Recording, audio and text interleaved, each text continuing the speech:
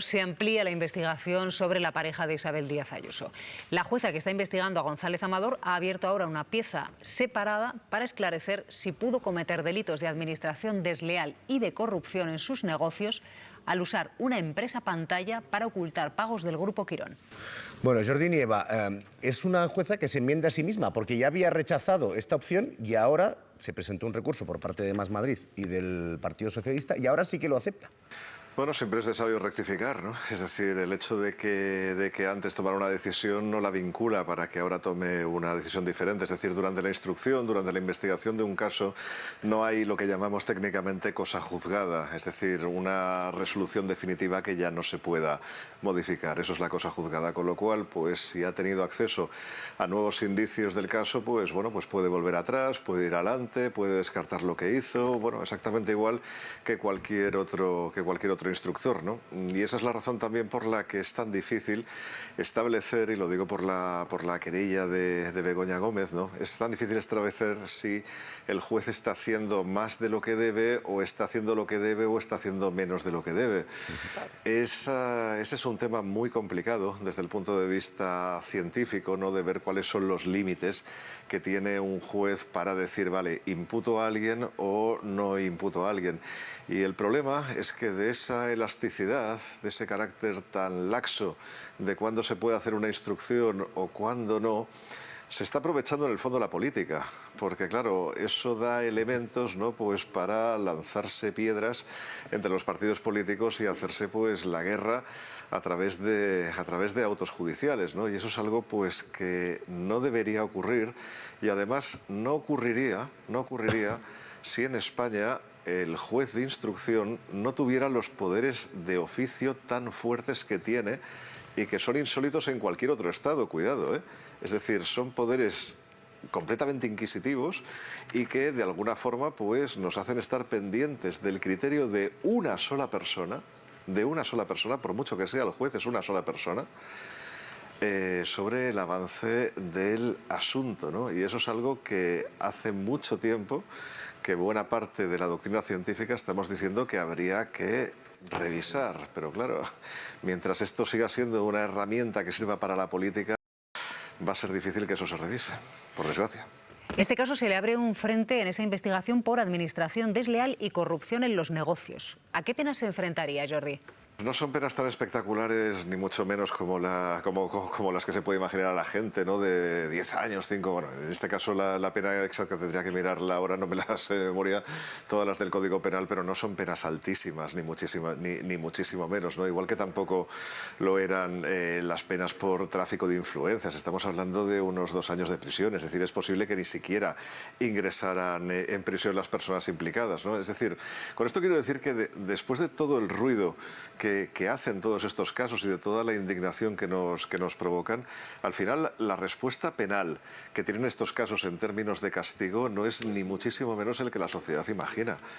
Es un castigo pues que en definitiva es proporcional probablemente con lo que se ha hecho, ¿no? Pero que no tiene nada que ver con los escándalos que esto genera y la indignación pues que esto despierta a la población, ni muchísimo menos.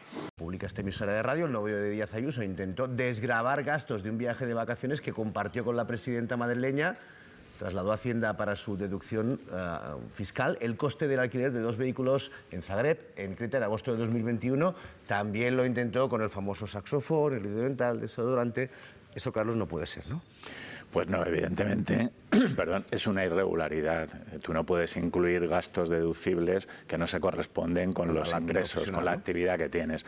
Por tanto, esto, bueno, digamos que en las comprobaciones de este tipo de sociedades es relativamente habitual encontrar que se incluyen gastos personales, que pueden ser de todo tipo. Viajes es bastante corriente, comidas y desde luego otros productos o la compra de un saxofón o demás, bueno, pues no tiene nada que ver y es evidente con la actividad y por tanto esto es algo que la agencia tributaria, digamos que no permite la deducción.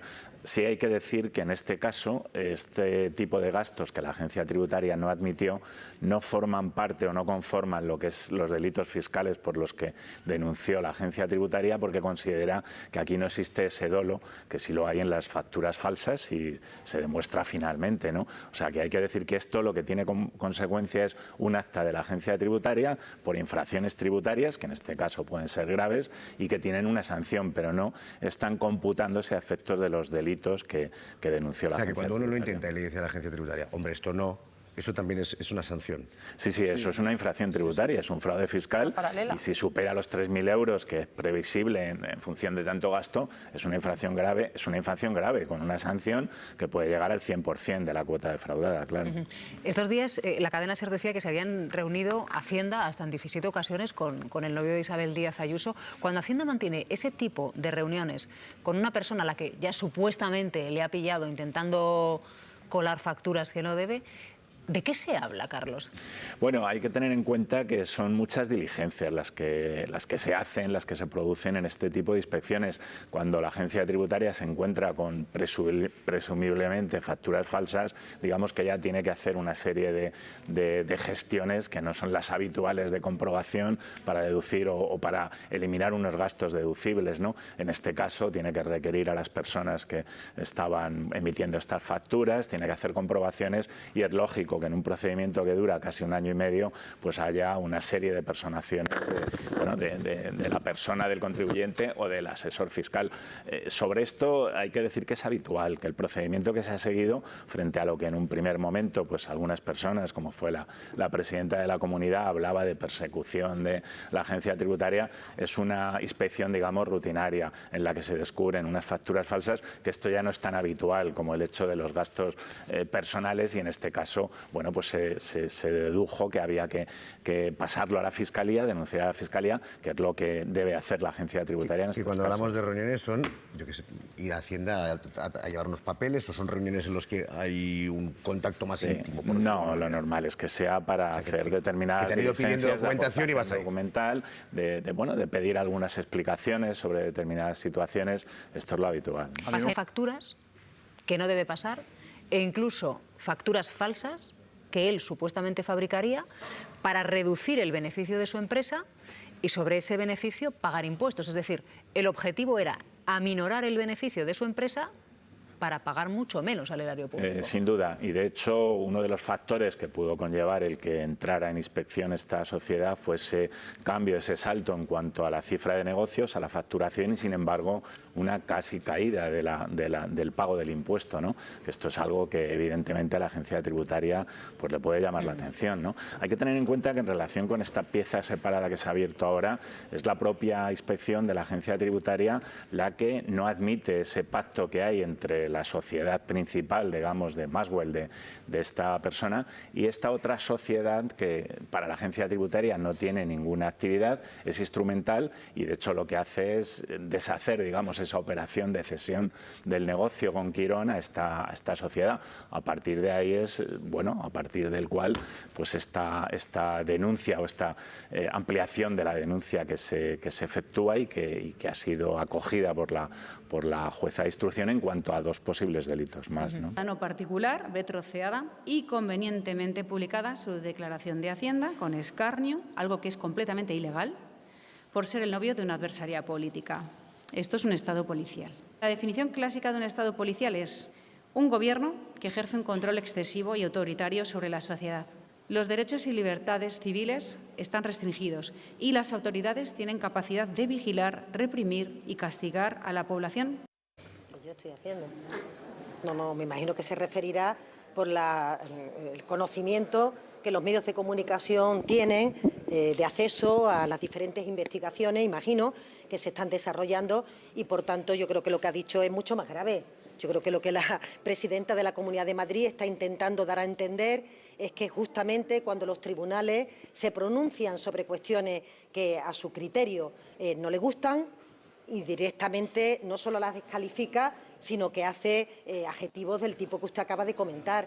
Es tremendamente grave que la presidenta de una Comunidad de Madrid hable en esos términos de las actuaciones de la justicia o de las actuaciones de los cuerpos y fuerzas de seguridad del Estado. Es evidente que los hechos que vamos conociendo, porque lo publican los medios de comunicación, son hechos muy graves, en los que se pone de manifiesto un modus operandi, una manera de entender la vida, una manera de entender los negocios, una manera de entender la empresa que su pareja vive y que, por tanto, iremos conociendo a lo largo de todos los periodos de las investigaciones que los juzgados están desarrollando, cuáles son las pruebas que practican y cuáles son las cuestiones que van a dar fruto a lo que posiblemente, posteriormente, pues tenga que ser un juicio por unos hechos muy graves a los que se les acusa a la pareja de la señora Díaz Ayuso. Algunos ya lo ha confesado y otros, como vieron ustedes en el día de ayer, se ampliaban información justamente pues para atender a otro tipo de delitos después de la denuncia presentada por el Partido Socialista y por Más Madrid. ¿Pero va a salir alguna información que usted conoce ya? No, en absoluto. Yo lo que conozco es lo que los medios de comunicación publican, evidentemente, y que tienen que ver fundamentalmente con un modus operandi de la forma de entender los negocios de una persona que, como han visto ustedes, a lo largo de este tiempo se enriqueció durante la pandemia con la venta de material sanitario, intentó defraudar a la hacienda pública según los delitos que se habían confesado y ahora parece que puede haber supuestamente indicios de que haya hecho otro tipo de cuestiones como corrupción en el ámbito de los negocios. Pero, son modus operandi. Ministra, entonces, ayer usted, ¿qué quería decir en esas declaraciones en el Paseo del Congreso? Que es un modus operandi, justamente, que esto es una manera de actuar, una manera de trabajar de esta persona que iremos conociendo a lo largo de todas las investigaciones que los tribunales tienen que desarrollar.